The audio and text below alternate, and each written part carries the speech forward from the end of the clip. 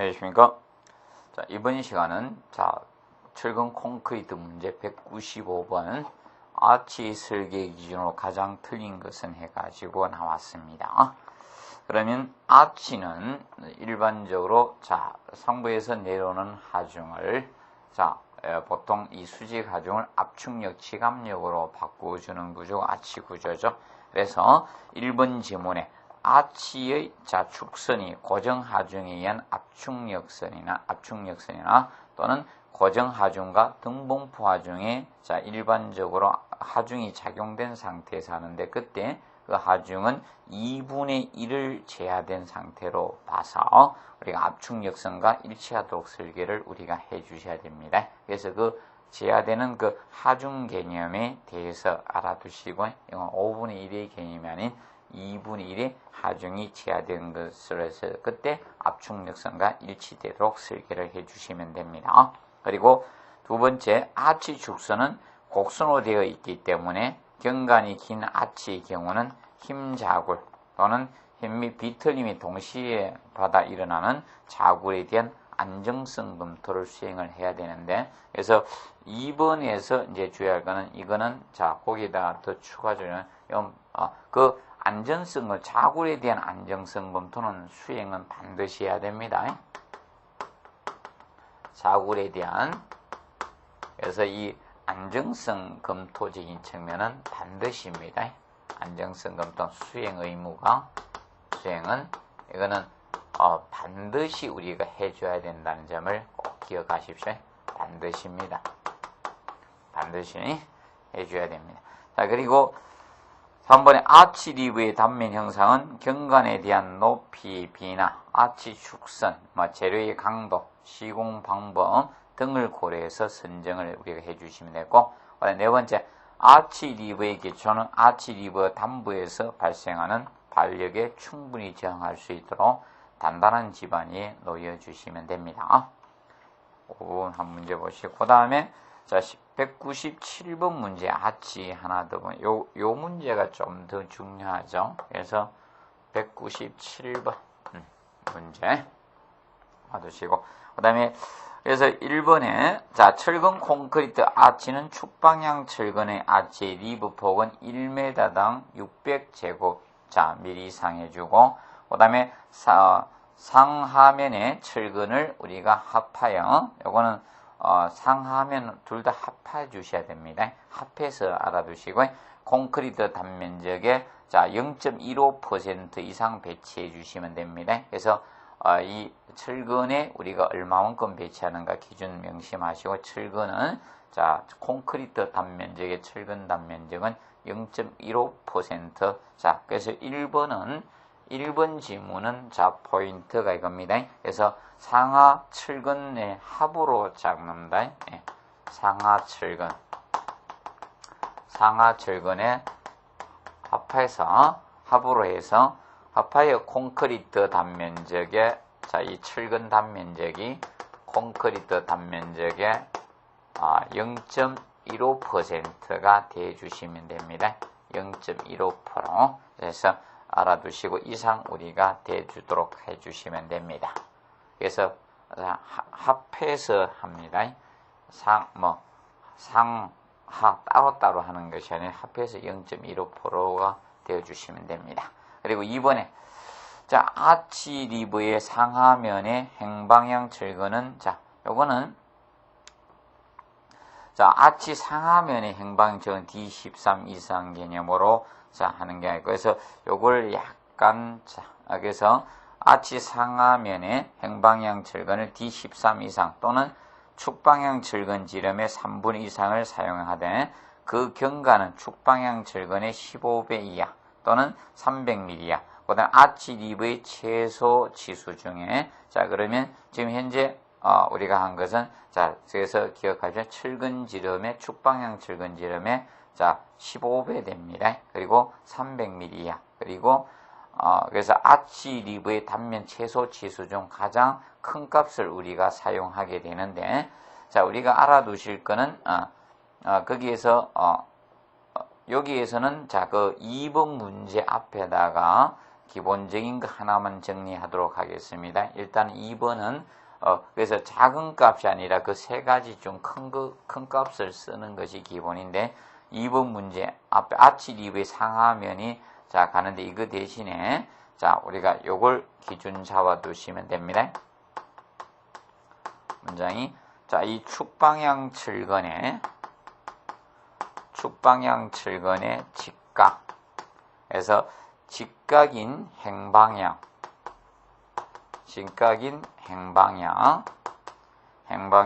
자 칠근을 배치해야 되는데 행방 칠근을 우리가 배치를 해야 됩니다. 그래서 이 배치 칠근이 현재 바로 그겁니다. 그래서 그 개념 때문에 칠근이 D13 이상 이렇게 써라 이겁니다. D13 이상.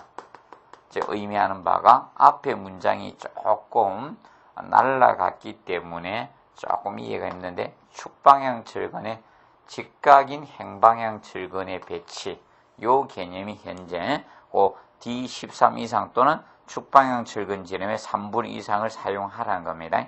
축방향 칠근, 직각인 행방향 칠근 배치할 때 요 칠근이 자 그래서 아치 상하 리브의 행방향 칠근 이것이 개념이 바로 요겁니다. 요걸 의미합니다. 그래서 그 문장만 봐서는 자 조금 이해가 힘듭니다. 그래서 축이 있었죠. 축방향 칠근의 직각으로 가는 행방향 칠근입니다. 무조건 행방향이 아니고 그래서 축의 직각인 우리가 행방향 칠근을 배치를 할 때 이때 D13 이상을 우리가 설치하라는 겁니다. D13 이상을 사용하되 이때 그 간격이 그 간격은 우리가 이렇게 처리하라는 거죠. 간격 개념은. 그래서 첫 번째로 거기 보시면 자 축방향 칠근 지름의 15배 이하. 그래서 이 축방향 칠근 지름의 자 15배 이하로 해주라. 15배 이하. 15배 이하에다가 그다음에 이제 두 번째로 보시면 자 그리고 300mm 이하죠. 300mm 이하. 그리고 세 번째로 자 그래서 거기 보시면 자 이 아치 리브의 단면 최소 아치 리브의 단면 최소 치수하고 그래서 이 중에서 자 큰 값으로 해라. 큰 값. 그래서 작은 값이 아닌 큰 값으로 설계하는 겁니다. 그래서 쉬운 문제는 작은 값 해야겠죠. 그래서 예, 보시고 그래서 요 개념 기억을 해 두십시오. 그래서 아치는 축방 이게 아치가 축입니다.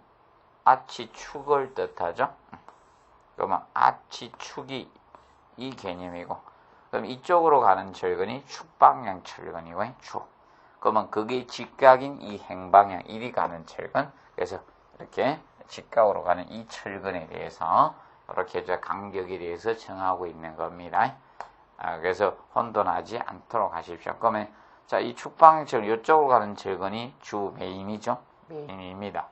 항상 축이 이건 아치는 이게 축 아닙니까?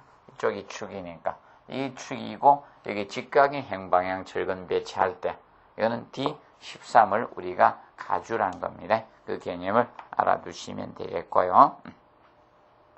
그 점 혼돈하지 않도록 해 두십시오. 자, 그 다음에 이제 그거 기억하시고요. 그 다음에 이제 그 4번에 보시면 4번은 알아두세요. 아치 리브가 박스 단면일 때 박스 단면인 경우에는 자, 연직제에 붙는 곳에 이제 격벽을 우리가 설치해 주라는 거. 연직제, 수직제죠. 수직제, 연직제. 수직제에 붙는 곳에 격벽 설치해 주라는 거. 그거 하고 알아두시면 됩니다. 그래서 이 197번은 1번, 2번, 4번 지문을 우리가 정확히 학습을 해 두십시오. 그런 부분을 앞으로 다룰 수가 있을 겁니다. 혹시 나오게 되면. 그래서 한번 보시고요. 그 다음에 198번 문제 보시면 자 프리캐스트 콘크리트 부재가 바닥 또는 지붕층의 경막 구조일 때 경막 구조와 행력을 부담하는 구조를 연결하는 접합부의 최소한 몇 이상의 공칭 인장 강도를 가져야 되냐 요 기준이죠. 그래서 이거는 그 기준이 조금 바뀌었죠. 그래서 여기 2013년도에 그거 발표된 거에 보시면 국토교통부에 보면 2월 며칠 날 올라와 있습니다. 기준에 보시면 여기 그래서 4,400 뉴턴 퍼 메다가니 지금 현재 뭐 거기서 198번 문제는 198은 요 규정이 좀 바뀌었습니다. 그래서 그거는 4.5 킬로뉴턴으로 자 4,500이겠죠. 4,500 뉴턴 4.5 킬로뉴턴으로 지금 현재 이렇게 나와 있죠. 뉴턴이면 요거 되겠지만 그래서 킬로뉴턴 개념으로 나와 있습니다. 그래서 여기 바뀐 거 해설도 바꿔 주시기 바랍니다. 그래서 198번은 4.5로 바뀌었고 그 다음에 199번 자 3층 이상의 프리캐스트 콘크리트 내력벽 구조인 경우 최소 규정으로 틀린 것 해가지고 나왔습니다. 그래서 1번에 보면 자 종방향 또는 행방향 연결 천물은 자 바닥과 지붕의 요 규정도 이번에 좀 바뀌었습니다. 그래서 요 규정이 그래서 199번에 자 1번 지문에 종방향 또는 행방 연결 자 철거는 바닥이 지붕에 자 그래서 22,000 뉴턴 나왔죠. 그래서 여기 얼마 22,000 자 요 뉴턴 개념이 여기 뉴턴 퍼 자 메다가 이것이 바뀌었습니다. 그래서 22.5 킬로뉴턴 개념으로 자 여기 수정을 해 주시면 됩니다. 22.5 킬로뉴턴 바뀌었다는 거 알아두시고요. 그 다음에 공층간을 가지고 설계해 주고요. 그 다음에 연결 철물은 바닥 슬래브와 지붕 구조 평면에 600mm 이내로 자 위치시켜 줘야 되는 거. 그래서 요 공층 강도적인 측면하고 이것이 요걸로 바뀌었다. 그리고 거기에서는 자 600mm 이내에 위치하라는 거 연결 철거는 자 그거 기준 잡아 두시면 되겠습니다. 600mm 이내. 자 그리고 2번은 자 종방향 연결 철거는 바닥 슬래브 또는 지붕 바닥과 평행되면 중심 간격은 3m 내외로 가주시면 되죠. 이거는 이제 틀렸네요. 그리고 자 각층 바닥 또는 지붕층 바닥 주위에 둘레 연결 철거는 모서리 1.2m 있어서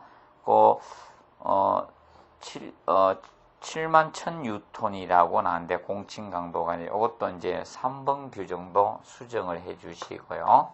자, 그래서 여기 보면 71,000 자, 뉴턴이죠. 이것을 우리가 이걸로 수정을 해 주시면 됩니다. 7.3 킬로뉴턴.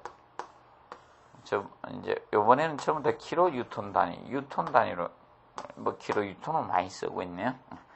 자, 그리고 4번에 보시면 수직 연결 철근의 인장 강도는 벽체 수평 방향에 요거 자 4번도 수정해 주시고요. 요거는 44,000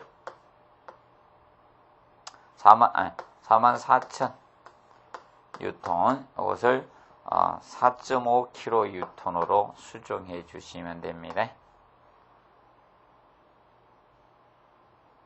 그래서 4.5 킬로 뉴턴 이렇게 바뀌었습니다. 그래서 바뀐 규정으로 보면 답이 다 되니까 수정해 주세요. 수정을 해 주시고 그 다음에 201번 문제 보시면 다음 중 균열을 방지하는 전단 철근의 형태가 아닌 것 나왔습니다. 그러면 부재축의 직각인 스트럽 되죠. 그래서 직각으로 보강해 주는 거. 그래서 재축 방향의 직각인 철근 됩니다. 직각. 그래서 그래서 2번이나 축의 직각인 용접 철망. 그래서 직각이면 가능합니다. 그래서 현재 이 전단 균열을 그래서 여기서 전단 균열을 이야기하고 있죠. 여기서 균열 개념은 전단 균열. 그래서 4인장 균열 개념을 이야기하고 있는 거죠. 기본적으로 여기에 남부에 크랙이 이렇게 생긴다. 이 균열을 방지하기 위해서 써주는 것이 바로 전단 철근 형태가 될 겁니다. 또는 기둥의 경우도 이제 크랙이 갈 수 있죠. 기둥도 45도 방향. 근데 그걸 방지하기 위해서 그래서 전단 균열을 방지하기 위해서 쓰는 철근은 보에서는 스트럽 쓸 거고, 그러면 기둥 이런 데는 용접 철망이나 아니면 나선 철근, 그리고 원형띠 철근, 후프 철근 같은 거 됩니다. 여기서는 기둥 쪽을 많이 해놨죠. 여기서 그거는 일반적으로 3번은 기둥적인 측면이죠. 보시면 되고, 그 다음에 그래서 이제 1번, 2번, 3번은 되는데 주의할 것은 4번은 전단 철근 개념이죠. 그래서 이 온도 철근은 나중에 일방향 슬래브 같은 데서 건조 수축 균열, 온도에 의한 건조 수축 균열을 방지한 것이 뭐다? 온도 철근이고요. 그래서 이 4번 개념은 이 전단 철근은 아니라는 점을 우리가 알아두시면 되겠습니다. 그리고 202번 문제 보시면 용접형 철망을 우리가 사용할 경우 전단 철근의 설계 기준 강도에 대해서 몇 메가파스칼 초과해서는 안 되는 거 해놨습니다. 그럼 일반적인 전단 철근의 설계 기준 항복 강도는 400메가파스칼을 초과해서는 안 됩니다. 그런데 이 용접형 철망일 경우는 우리가 일반적으로 550메가파스칼을 우리가 초과해서는 안 됩니다. 그래서 기본적인 전단 보강 철근의 개념은 전단 철근은 400메가파스칼이고요. 그 다음에 용접형 철망의 경우는 550메가파스칼 된다는 점을 기준 잡아두시기 바랍니다. 봐두시고, 그 다음에 204번 문제 보도록 하겠습니다. 204번 문제 보시면 철근의 이음 방법이 아닌 것 태어났습니다. 그래서 우리가 요거는 우리가 앞에 204번 문제는 철근 이음 방법은 세 가지가 있다 했죠. 세 가지가 바로 가장 많이 쓰는 게 겹침이음이고, 겹침이음 개념이고, 그거는 오타체진 거죠. 겹침이음이고, 그 다음에 무엇이 있는가? 용접이음이 있죠. 용접이음이 있고, 그 다음에 이 기계적 이음 세 가지가 있습니다. 기계적 이음. 그래서 일반적으로 그래서 겹침이음은 D35 초과할 때는 강도설계법에서 하지 말았겠죠. D35 초과의 경우는 겹침이음 할 수가 없는 규정이 D35였다는 거 같이 기억하시면 됩니다. 모살은 저기 있었죠. 모살 용접 개념이 있죠. 그래서 이제 철골에서 모서리에 용접하는 게 모살이에요. 이거는 철골 용접법에 해당이 되죠. 모살 용접은 있죠. 모살 이음은 없습니다. 모살 용접 개념은 있었습니다. 이 모서리 부분에 이렇게 부재가 이렇게 있을 때 이 부분에다 여기에다가 용접해 주는 거. 이것이 모살 용접이었죠. 여기 이제 다리 길이였고요. 그래서 다리 길이 S였죠. S였고, 그 다음에 여기 유효 목 두께였고, 목두께였고, 그 다음에 여기 여분이었죠. 여분 개념이죠. 여기 하는 것마다 모서리에 살 붙이는 용접이 모살 용접이죠. 그래서 용접에는 모살이 있지만 여기는 철근 이음에는 세 가지 밖에 없습니다. 정리하시면 됩니다. 그래서 그리고 이제 용접 이음이 세부적으로 나누어지는 거죠. 철근 이음의 기본은 세 가지 개념이 있다는 점 우리가 알아두시면 됩니다. 그리고 자, 207번 문제도 보시면, 자, 비틀림 철근은 종방향 철근 또는 종방향 긴장재와 다음에 해당하는 철근을 구성하여야 한다. 비틀림 철근으로 볼 수 없는 것은 하죠. 그래서 자, 건축 구조 기준에 이 세 가지를 정하고 있죠. 1번에 부재축의 수직인 폐쇄 스트랩 또는 폐쇄 띠철근. 그런 폐쇄는 완전 감아주는 것을 폐쇄형이라고 하죠. 그러면 뭐 기둥이 있었다. 그러면 기둥이 이제 수직 철근이 이렇게 있을 때 완전 이 철근을 갖다가 완전히 감싸주는 게 폐쇄형 띠철근이죠. 완전 돌려주는 형태. 그러면 이 개념은 우리가 폐쇄형 우리가 띠철근이 되겠죠. 폐쇄형 우리가 띠철근이고 보에서는 뭐라고 찬다? 스트랩이죠. 폐쇄형 됩니다. 기억하시고 그 다음에 2번 부재축의 수직 행방향의 강선으로 구성된 폐쇄 용접철망. 결과적으로 무엇인가 하면 이 비틀림 철근으로 볼 수 있는 것은요. 바깥에 감싸는 철근이라는 겁니다. 바깥에 감아주는 철근, 감싸는 철근이 자 비틀림, 자 우리가 철근으로 볼 수 있는 거기에 대한 방지 대책으로 우리가 비틀림 철근이라고 볼 수 있는 거예요. 바깥에.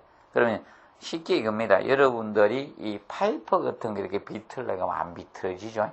그거와 같이 이 바깥에 이 감싸주는 형태가 비틀림 철근, 거기에 대한 철근이라고 보시면 된다. 그래서 바깥에 감아주는 형태가 아닌 것을 찾으면 207번 문제는 찾을 수 있는 겁니다. 그렇게 보시면 됩니다.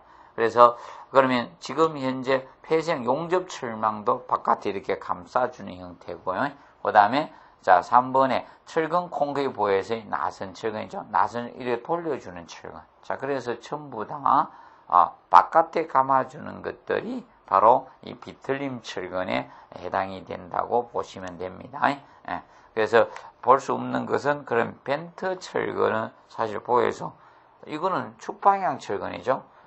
담부에 가다가 자 담부 4번에 X 내려왔다 쭉 이게 축방향 자 이거는 축방향 철근이죠. 그래서 이 벤트 철근은 축방향 철근이에요. 그래서 이거는 비틀림 철근으로 보지 않는 거죠.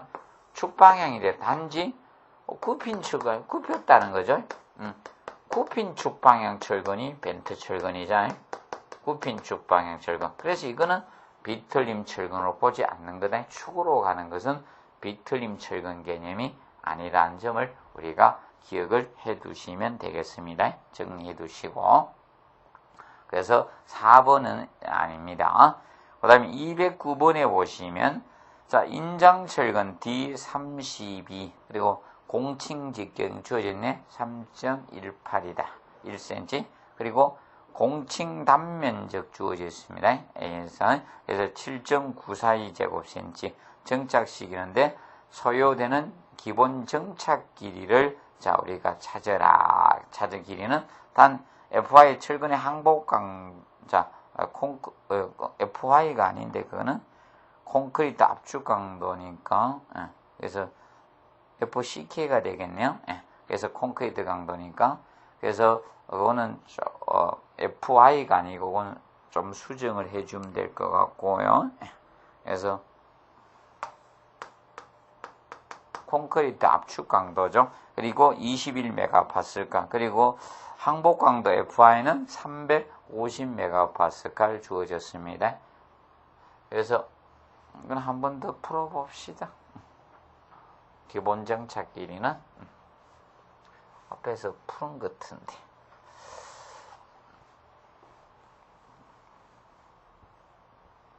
그러면 자 우리가 이 기본 정착 길이는 기본 정착 길이 개념은 이것은 0.6 자 곱하기 공칭 직경에다가 공칭 직경에 곱하기 철근의 항복 강도 철근의 항복 강도를 자 루트 콘크리트 압축 강도 해주면 되겠죠? 그러면 자 0.6에다가 공칭직경 자 넣어주시고 공칭직경은 현재 보시면 3.18입니까?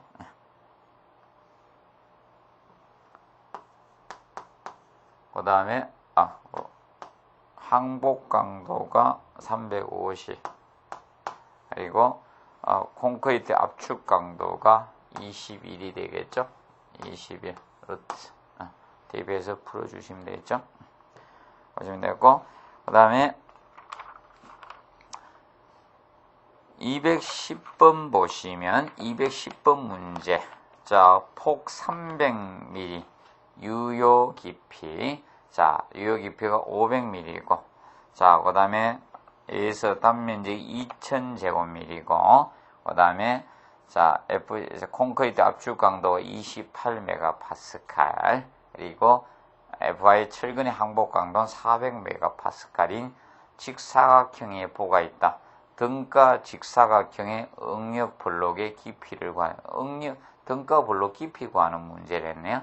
자 그러면 등가 블록 깊이는 우리가 자 알아두실 것이 힘의 자 평형 방정식 기준 잡아내죠. 0.85 자 0.85에다가 자 콘크리트의 강도 자 FCK에다가 곱하기 자 우리가 단면적 A에다가 자 곱하기 B 등가 블록 A에다가 B 는 이꼬로 자 AS 곱하기 FI 되겠죠.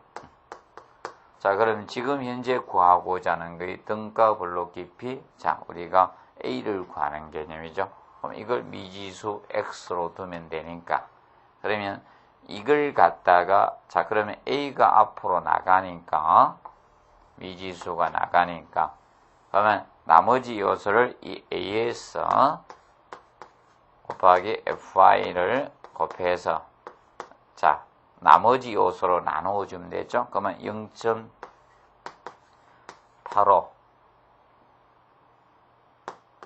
FCK에다 곱하기 자 B를 곱해서 복비를 곱해서 나눠주면 되겠죠. 그러면 이것이 자 등가 블록을 자 깊이를 계산하는 식이 되겠네요. 등가 블록 깊이 A를 갖다가 구하는 식 됩니다. 그러면 대입해서 푸시면 되겠죠. 그러면 자 AS가 금방 또 2000이죠. 2000이고 곱하기 그 다음에 항복 강도 400에 그리고 0.85에다가 곱하기 콘크리트 압축 강도 28 곱하기 자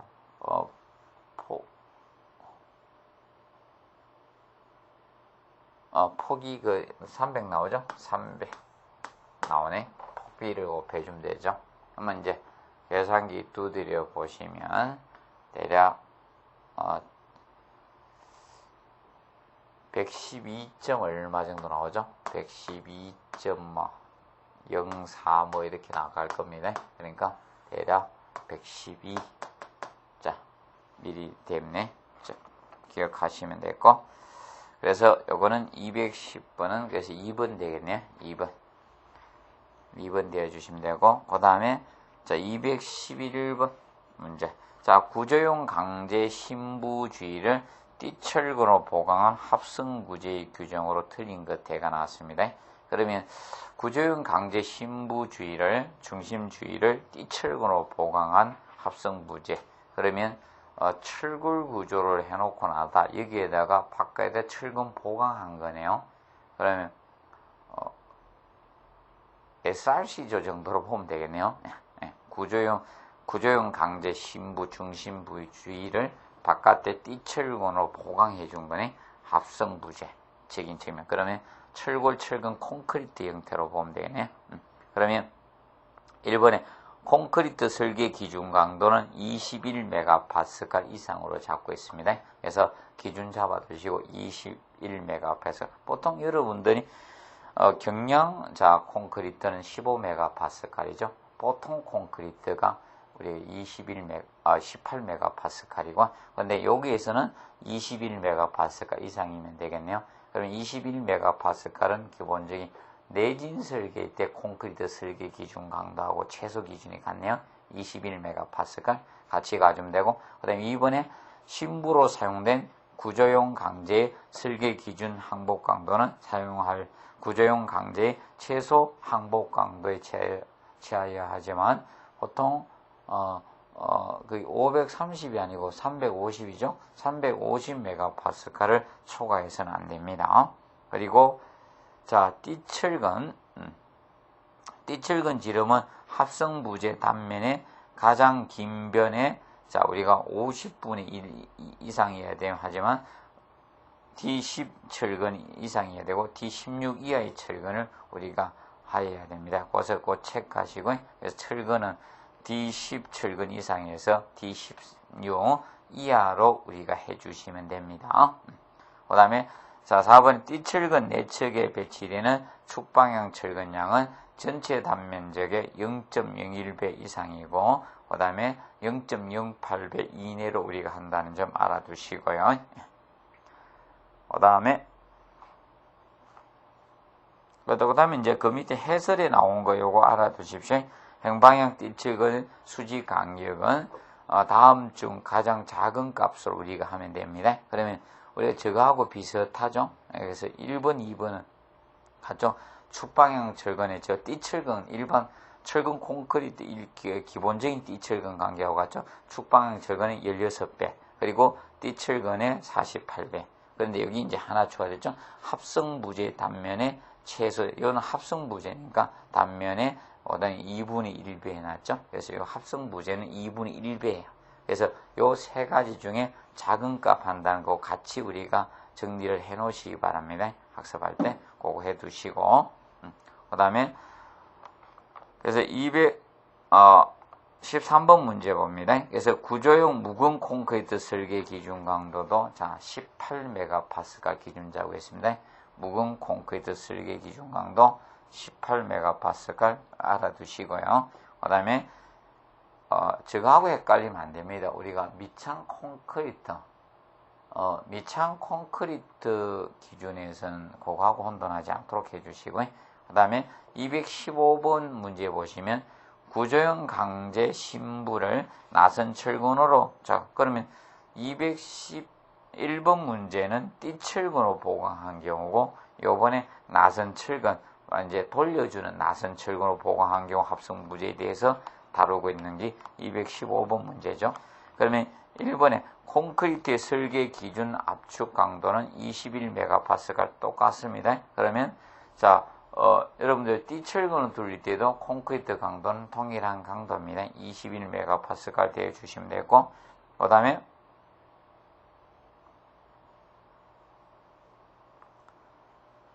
그 다음에 2번은 신부로 사용된 구조형 강제 설계 기준 항복 강도는 사용할 경우, 자, 구조형으로 강제 최소 항복 강도로 우리가 하지만, 이것도 350메가파스칼을 초과해서는 안 됩니다. 그래서, 그거 2번 개념의, 자, 그럼 답이 2개 되는데, 그래서 2번 개념에 보시면 2번, 이것도 하지만 그래서 그 215번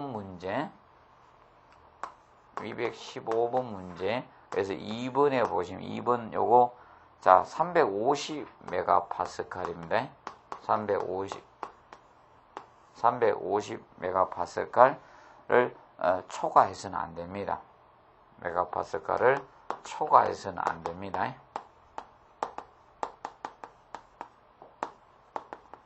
그래서 요거 350메가파스칼로 곤치십시오. 350메가파스칼.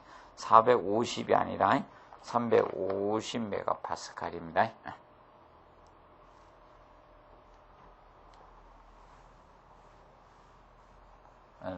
조사 를자 들어가야 되네. 메가파스칼을 들어가야 되네. 조사가. 그 다음에 이제 4번에 그래서 이제 그다음에 이제 거기 나선철근의 내측은 이거는 자 영척이나 똑같습니다. 띠철근하고 같습니다. 211번하고 그래서 보통 내측에는 축방철근의 전체 단면 0.21배 이상 0.08배 이하로 들어가면 되고 4번에 나선철근의 내측에 배치되는 축방향 철근량은 전체 단면적의 합성부지의 단면적 중심축에 대한 구조형 현강 또는 강간의 단면 2차 모멘트의 계산에 포함시킬 수 있다는데 없다라고 했네. 그래서 4번은 있다죠. 그래서 들고 그래서 요거는 수정을 하든지 답을 2개가 되겠네. 보시면 되고 그 다음에 216번 보시면 자 구조형 묵은 콘크리트를 사용할 수 없는 곳해가 나왔습니다. 그래서 이것도 구조 기준에서 이 3가지 정하고 있죠. 그래서 집안 또는 다른 구조 부재에 의해서 연속적으로 수직 지지되는 부재는 사용할 수 있고 그 다음에 모든 하중 조건에서 아치 작용에 의해서 압축력이 유발되는 부조 사용할 수 있습니다. 그리고 자 벽체와 주각 사용할 수 있죠. 그런데 기둥은 사용하지 말라고 하고 있죠. 그래서 구조 설계 기준에서 이 기둥 부분은 우리가 자, 이 구조형 묵은 콘크리트 사용할 수 없도록 규정을 하고 있습니다. 그래서 보시고 그래서 밑에 그래서 그 기준 한번 봐두시고 그 다음에 220번 문제 한중 콘크리트. 한중 콘크리트는 추울 때 치는 콘크리트 그거 반대의 개념이 서중이고요. 그래서 한중은 보통 4도씨 이하 평균이 4도씨 이하에 치는 게 한중이고 그 다음에 더울 때 치는 평균기온 25대 초과할 때 치는 것이 서중 개념이 되죠. 그래서 자 1번 하루 평균이 4도씨 이하의 콘크리트를 동결할 염려가 있으므로 그래서 4도씨 이하에서는 자 한중 콘크리트를 보통 추울 때는 한중 콘크리트 해주면 됩니다.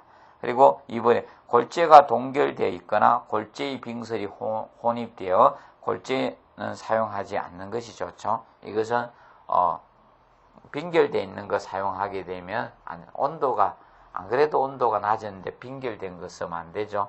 그래서 보통 여러분이 이제 저거죠. 보통 한중 콘크리트의 기본은 이겁니다. 보통 가열을 하는데 온도가 낮을 때 보통 원칙은 물을 가열하는 것을 원칙으로 잡고 있습니다.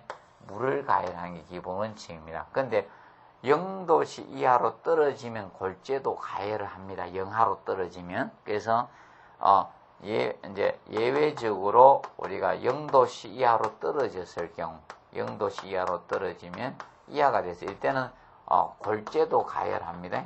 골재 가열도 하게 됩니다.